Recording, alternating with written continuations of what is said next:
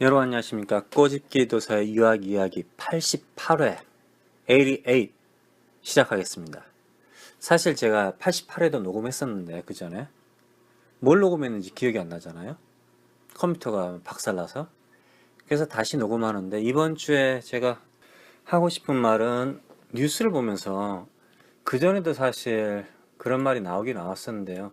한국에서 항상 그 정부에서 우리나라 대한민국 정부에서 항상 크게 말하는 거 있잖아요. 크게 말하는 게 MOU라는 말이 있어요. 경제 효과.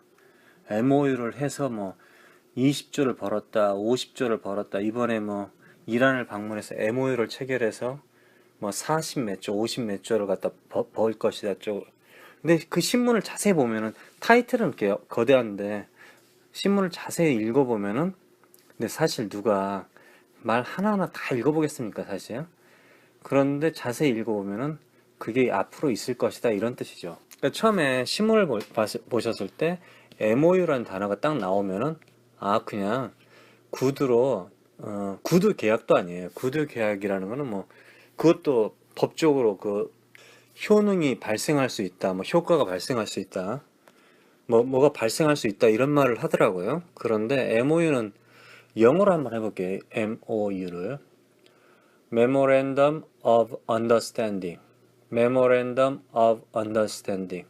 그러니까 뒤로 가서 Understanding, 이해하는 것의 노트, 메모. 메모랜덤이라면 기억이란 뜻도 되고요. 노트란 뜻도 있고, 뭐 기록한 거죠, 한마디로. 우리 서로 이해하는 거를 우리 서로가 이해하는 거에 대해서 기록을 해놓자, 이런 뜻이죠. 그러니까 누가 대화를 하다가 야, 너 자동차 나한테 팔아라, 뭐 이거 내가 비싸게 사줄게. 그럼 그 친구는 또 그래, 너 정말 비싸게 사줄 거냐? 그래도 뭐 그때 일단 내가 살 때 일단 확인을 해보겠지만 그래도 시중보단 비싸게 사주고 싶은데 사실은 어떻게 생각하냐? 그럼 이제 뭐 그걸 갖다가 이제 정말이야 정말이야? 아니, 계약을 하지 않고 실제로 이제 내 마음속에 너를 위해서 비싸게 사주고 싶다, 이런 마음이 있다 이거지. 그래, 나는 너에게 싸게 팔고 싶은데 사실은 뭐 이런 식으로 이제 서로 간의 마음을 갖다가 알아보는 관계라 이거죠. MOU가. 그러니까 MOU에서 사람들이 착각하는 게 하나 있어요, 사실.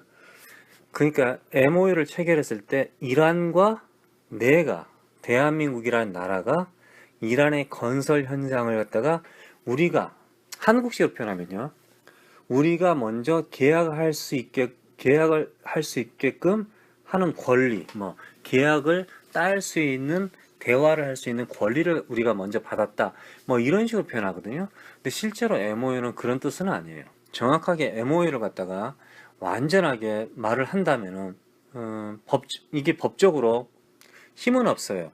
그런데 그렇다고 해서 그냥 길에서 야, 밥 한 그릇 먹자, 이 정도의 가벼운 느낌의 그런 말은 아니에요. 그런데 여기서 중요한 건 제가 말하는 거는 이란과 대한민국이란 나라, 그러니까 두 곳에 두 종류의 단체가 약속을 했다가 아니라 두 개 이상의 two or more parties, a formal agreement between two or more parties. 그러니까 두 개 이상의 단체가, 두 개 이상의 나라들이 공식적으로 동의를 했다, 이런 뜻이에요.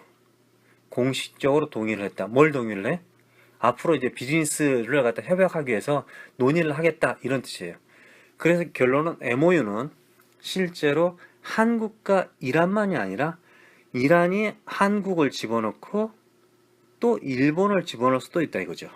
한국의 방송국이 만약에 BBC하고 MOU를 체결했다 그러면은 한국의 방송국 한 곳 A라는 회사와 BBC가 체결한 게 아니라 어쩌면은 A랑도 하고 B랑도 동시에 해서 경쟁을 시키든지 대화를 해서 그 중에서 좋은 회사를 잡는다, 이런 뜻이 될 수 있다 이거죠.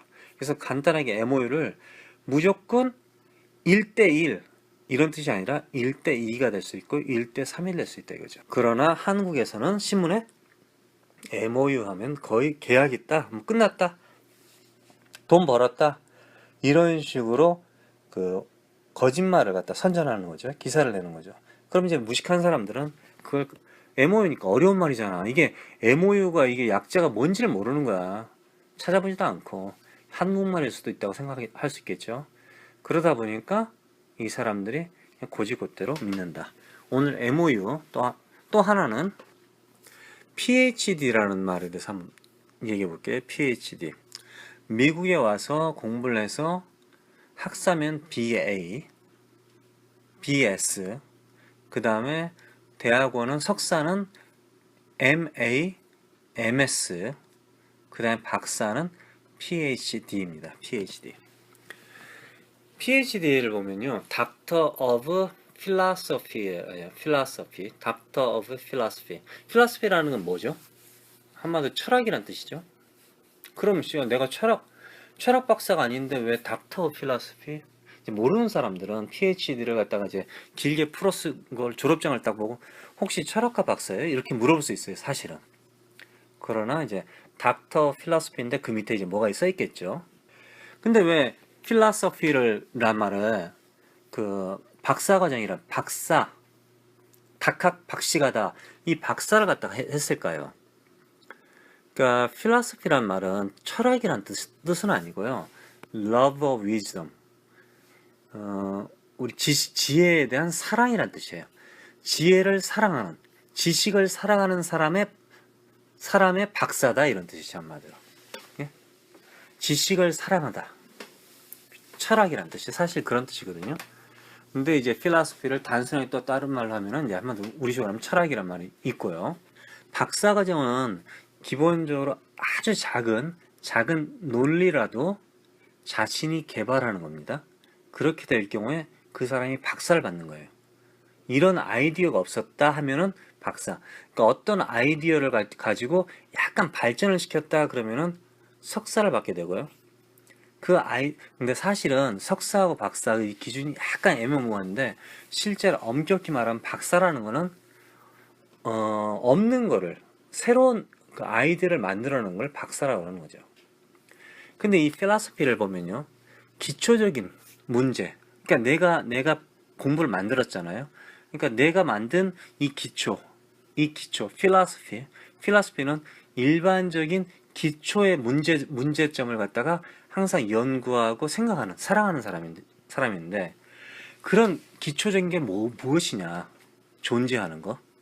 그렇죠. 우리 박사학위 뭐 화학가든 물리학가든 뭐 이런 엔지니어 쪽 박사도 무슨 존재를 갖다 찾아내는 거잖아요. 우리가 몰랐던 존재를 찾아내는 거죠. 그래서 존재하는 걸 찾아낸다. 그 지혜 또. 그래 그 값어치를 일깨워 주는 거죠. 우리가 몰랐던 값어치. 그리고 이유를 말해주죠. 이유. 그리고 정신. 이게 왜 필요할까 우리에게? 그 다음에 언어. 그러니까 새로운 언어를 전달해 주는 거죠. 한마디로. 도구라 보시면 되겠죠. 이걸 이제 영어로 해보면요, existence, 존재죠. knowledge, 뭐 지혜든 지식이든 이렇게 되는 거예요. value는 우리의 도덕이라든가 가치라든가 중요함 이런 뜻입니다. value는 도덕, 가치, 중요함 이런 뜻이에요. 특히 좋은 점을 말하는 거예요. 좋은 점. reason은 이유란 뜻이죠. 왜 그럴까? 이런. mind는 그 정서겠죠, 한마디로. 그 다음에 language는 어떻게 보면 도구죠. 새로운 단어를 만드는 거니까요. 우리가 어떤 운동선수들이 무슨 기술을 만들면 그 선수의 이름을 따잖아요. 그런 식으로 되는 거죠. 그래서 닥터 필라소피, 박사학위를 받는 사람들은 이 지혜에 대한 사랑과 하는 고민을 하는 거예요. 어떤 고민을? 기초적인 고민. 내가 개발한 거를 이게 존재하는 걸 먼저 사람들이 알리고 지혜를 알리고 가치를 알리고 왜 이게 우리에게 필요한지 알고 이 정신을 알리고 또 이 언어로서 하나의 기술을 언어로서 도구로서 우리에게 가르쳐주는 이 박사가 사실 단순하게 내가 박사 받았어 한 5년에서 뭐 3년에서 박사 받았어 그게 아니라 박사는 사실 존경받아 마땅하다 이거죠. 그런데 이번에 옥시 문제를 보니까요. 서울대학교 교수, 뭐 호서대 교수 이런 애들이 이 사람들이 박사더라고 보니까 제가 미국에 있는 대학, 유명한 대학을 말은 안 하겠죠. 찾아보시면 알겠죠. 근데 이 애가 박사를 받았는데 정신이 없는 거야. 이 박사의 본분을 잊어버리고 가짜 데이터 아니면 그쪽에서 이런 데이터는 좀 빼줘라. 그래서 그런 데이터를 빼고 집어넣고 해서 독국물을 갖다가 한마디로 아무 이상이 없다. 이런 식으로 이제 한 거죠. 이건 박사가 아니죠. 이건 사기꾼도 아니죠. 결론은. 뭐 당연히 사기꾼도 마음의 상처를 주니까 나쁜 놈이지만은 이건 박사가 아니라 어떻게 보면 닥터 포이즌이죠. 독극물 의사죠, 한마디로. 제가 왜 이 말을 하느냐면요. MOU는 좀 황당해서 한국 사람들이 계속 오해를 1대1로 대화한다는 말을 계속 하길래 제가 그게 아니다 이렇게 말한 거고요. 이 박사 얘기는 PhD, 필라스피는 왜 얘기했냐면요. 한국의 대학교 내 박사들이 왜 문제가 있는지에 대해서 얘기해 볼게요. 예를 들면 서울대, 여러분들 뭐 당연히 서울대 가면 이제 교수진이 나오잖아요. 그 사람들 백그라운드, 어떤 대학교는 약간 좀 겸손한지 몰라도 교수진들의 학벌이라든지 이런 거 잘 표현 안 하는 경우도 하는데, 한번 보세요. 서울대에서, 예를 들면 이제 서울대에서 제가 최근에 보니까 오하이오 스테이트 유니버시티가 있더라고요. 오하이오 스테이트 유니버시티. 오하이오 스테이트 유니버시티는 아주 좋은 학교입니다. 근데 사람들이 뭐 랭킹을 보고 판단해서 뭐 예를 들면 UC 버클리보다 나쁘다, 코넬보다 나쁘다, 하버드보다 나쁘다 이런 개소리를 할 수 있어요. 그러나 오하이오 스테이트 유니버시티는 정말 세계적으로 아주 유명한 학교고 공부하기도 어렵고 시설도 좋고 또 그 학교에서 공부할 학생들의 질도 좋아요. 사실 무조건 사립학교 간다고 해서 좋은 건 아니에요. 근데 이제 어떤 교수가 미국에서 오하이오 스테이트 그 박사를 받았더라고요. 그런데 이제 그 교수보다 나이가 어린 그 밑으로 쫙 리스트가 있는데 한국은 가나다 순으로 안 하고 보니까 알파벳 순도 안 하고 제일 나이 많은 사람들이 쭉쭉쭉 하고 마지막에 대체로 은퇴한 교수 이름을 집어넣기도 하고 그러더라고 보니까요. 그러니까 순서가 나오잖아요. 아, 이 사람이 그 전에 그 다음에 뭐 대학교에 들어갔구나, 나중에 들어갔구나 이렇게 그런 느낌이 있잖아요. 뭐 얼굴 보면 나이가 또 젊어 보이기도 하고. 그런데 우연하게 여러 대학을 보면요, 교수들이 오하이오 스테이트 유니버시티 졸업했다 그러면 그 다음 교수가 또 오하이오 스테이트 유니버시티, 그 다음 교수가 오하이오 스테이트 유니버시티 이런 식으로 나와 있더라고요. 그죠? 우연의 일치일까요? 한국에 그럼 또 서울대학교의 교수, 이제 외국 얘기하지 말고 서울대를 졸업한 사람 보면은 또 그 다음 교수는 또 서울대를 졸업했고 또 그 다음 교수는 서울대를 졸업했고 이런 식으로 돼 있다, 그지?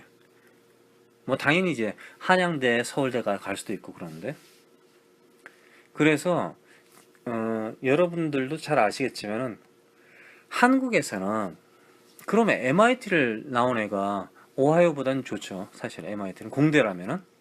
그러면 MIT가 들어가면 되는데 그 대학교에 왜 MIT 졸업한 사람은 없고 왜 오하이오 스테이트가 쫙 있고 아니면 있나? 그게 인맥이라는 거죠. 한마디로 인맥.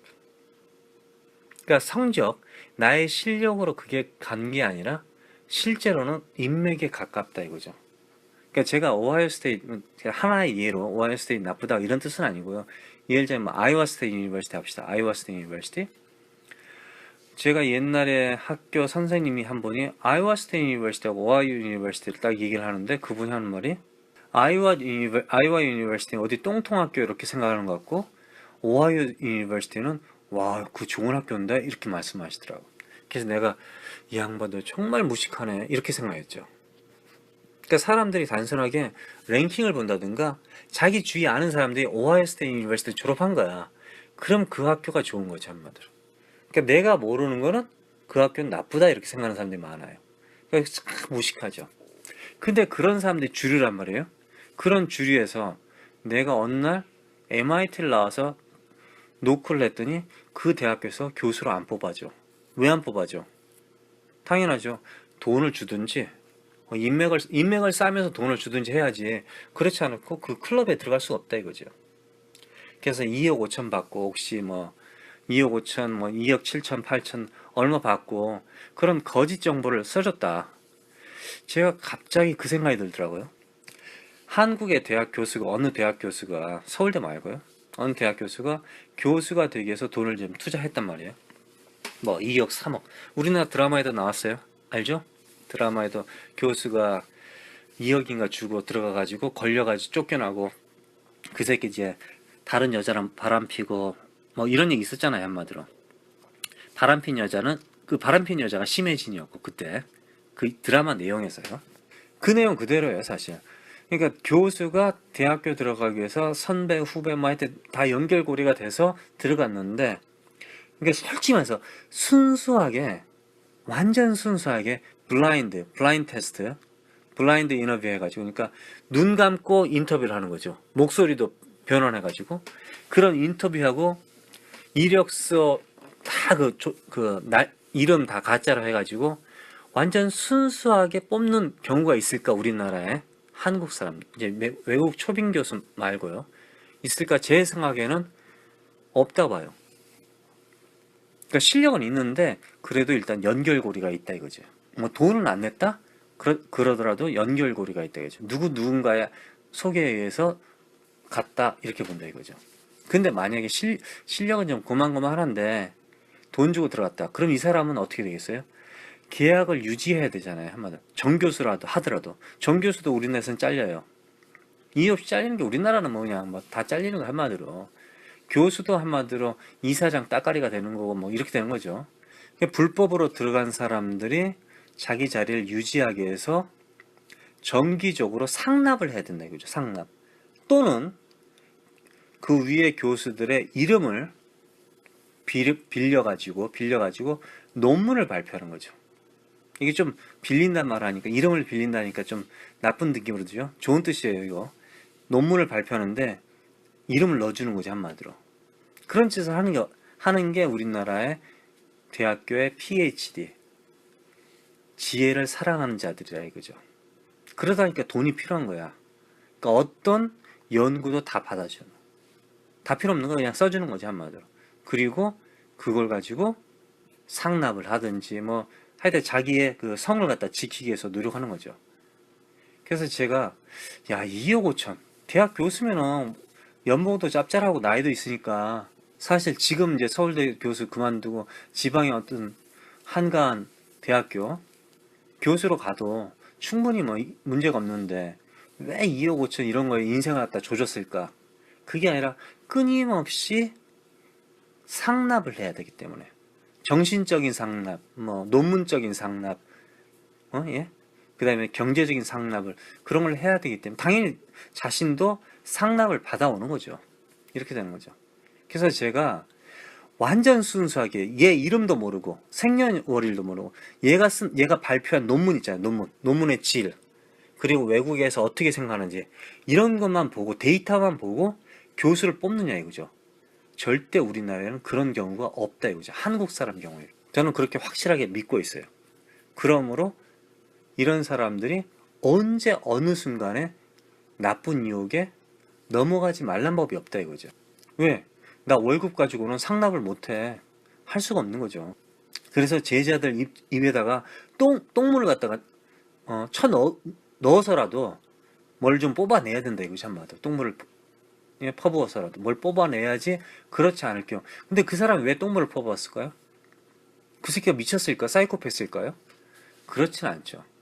그 사람도 똑같이 위에서 계속 쪼임을 당하는 거 한마디로 위에서 한마디로 계속 조지니까 얘가 스트레스 받는 거야. 근데 어떻게 보면 얘는 제자들에게 뭐 그 아는 사람들에게 돈을 갖다 받을 곳이 없는 거지 한마디로. 예를 들자면 그러는 거예요. 그렇게 될 경우에 어떻게 돼요? 그냥 똥물 붓는 거지 한마디로 똥물을. 야 돈 좀 가져와 이렇게 얘네들이 그런 거야. 아니면 뭐 벌써 다 받았어. 근데 위에서는 계속 욕을 하는 것 같아.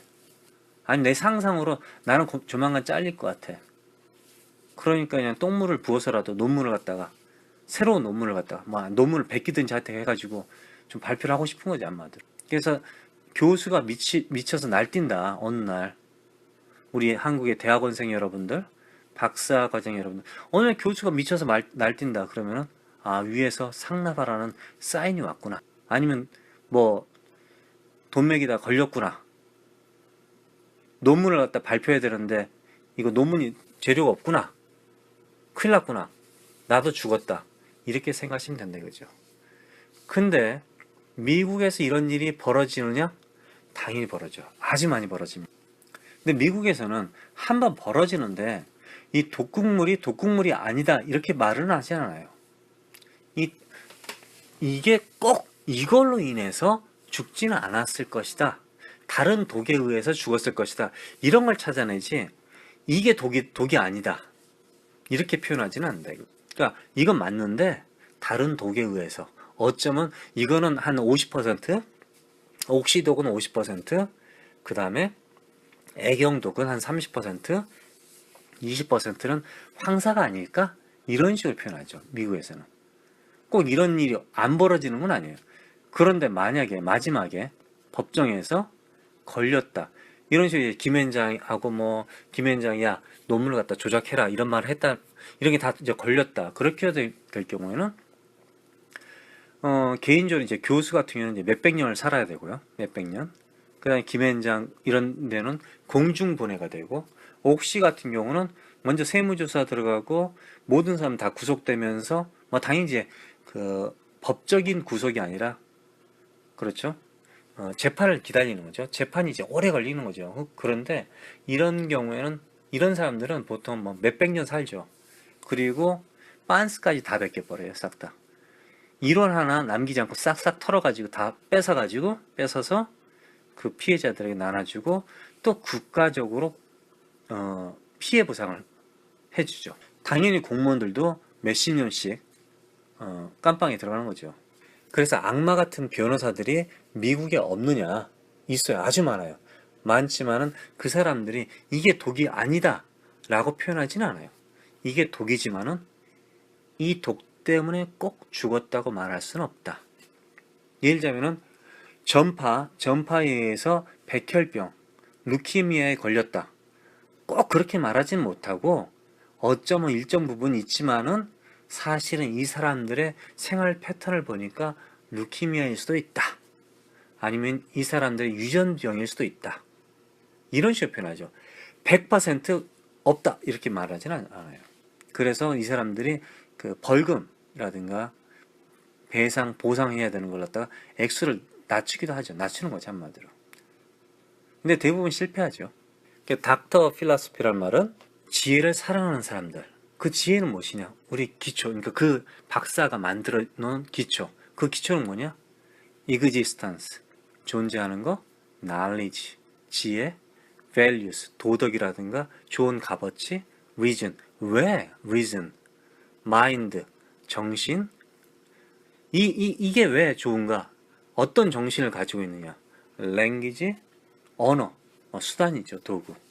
이런 걸 갖다가 꾸준히 연구하고 고민하는 사람들을 갖다가 박사라고 합니다. 근데 이번에 걸린 사람들은 그런 사람들은 닥터 포이즌이라고 하는 거죠. 이번 시간은 여기까지였습니다. 고맙습니다.